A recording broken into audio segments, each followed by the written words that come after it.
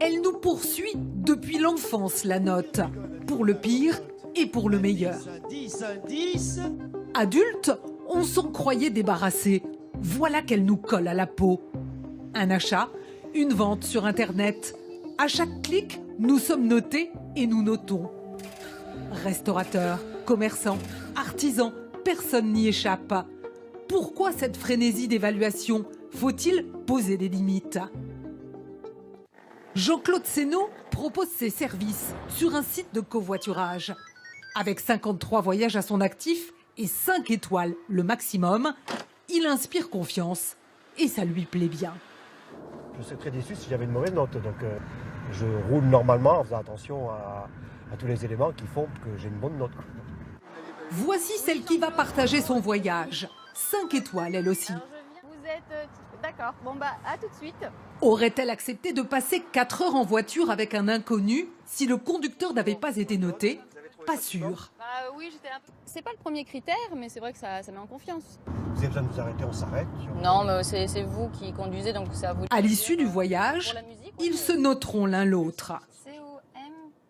La notation, pour trier les bons et les mauvais, Anne-Laure Enjolras a décidé de l'appliquer aux commerçants et artisans de son quartier. Elle a lancé une application, Do You Know, qui permet aux clients de les noter et ils ne s'en privent pas. Alors par exemple, cette boulangerie, elle est hyper belle, vous l'admettez, mais elle n'a pas des super bonnes notes. Ils ont 7,6. Il y a beaucoup d'avis qui disent que les pâtisseries sont pas très bonnes, les viennoiseries sont pas très bonnes. Nous avons demandé à un des commerçants pas très bien noté ce qu'il en pense. Une boulangerie qui ne serait pas très accueillante. Est-ce que ça vous touche, vous? Moi, je ne me sens pas concernée. Oui. Mais on a beaucoup d'apprentis. Donc, c'est pas évident. Les booster, les former, c'est pas évident. Ça redonne le pouvoir aux consommateurs. Ça nous permet de choisir en connaissance de cause, en fait, et de plus se faire arnaquer. Et pour certains, c'est une aubaine.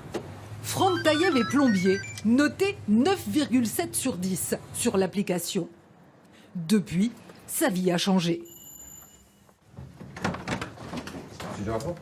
Bonjour, monsieur Taillev. Ce jour-là, il intervient chez un client pour remplacer un WC.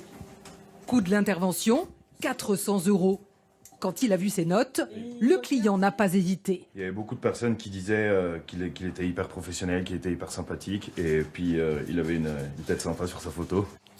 Pour Franck Taillev, être noté, c'est devenu un moteur. Ça a tout changé.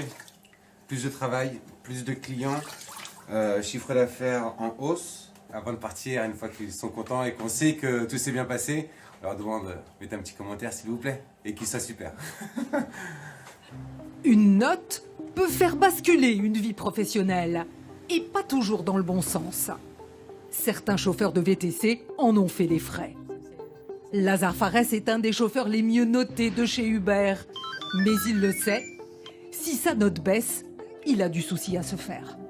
C'est radical, vous savez, il n'y a pas à tergiverser. Vous atteignez une note de 4,3, vous êtes désactivé sur l'application. De ce fait, vous cherchez un autre travail. La suspension peut être temporaire ou définitive. À chaque course, lui aussi doit noter ses clients. Un passager trop mal noté risque d'avoir plus de mal à trouver un véhicule. Combien vous allez me mettre? Je vais vous mettre 5. Pourquoi ce besoin de noter? Comment en sommes-nous arrivés là?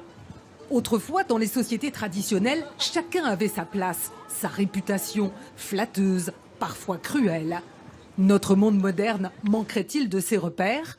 On a posé la question à ce philosophe. Nous ne savons plus très bien où nous situer et nous ne savons plus très bien si nous sommes reconnus. Donc à partir de là, cette inquiétude crée la frénésie de la notation, de l'évaluation, parce que nous cherchons effectivement à avoir une place et à être reconnus par les autres.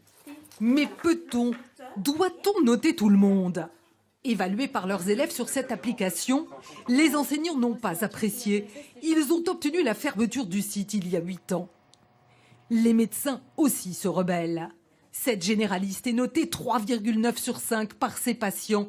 Elle conteste la motivation de certains et trouve les commentaires parfois très durs. Ils disent je suis fatiguée, je peux pas aller travailler, je veux mon arrêt maladie, moi je refuse l'arrêt maladie, ils sont pas contents. Au-delà de la note, Je pense que c'est plus les commentaires qui peuvent être touchants et si c'est injuste.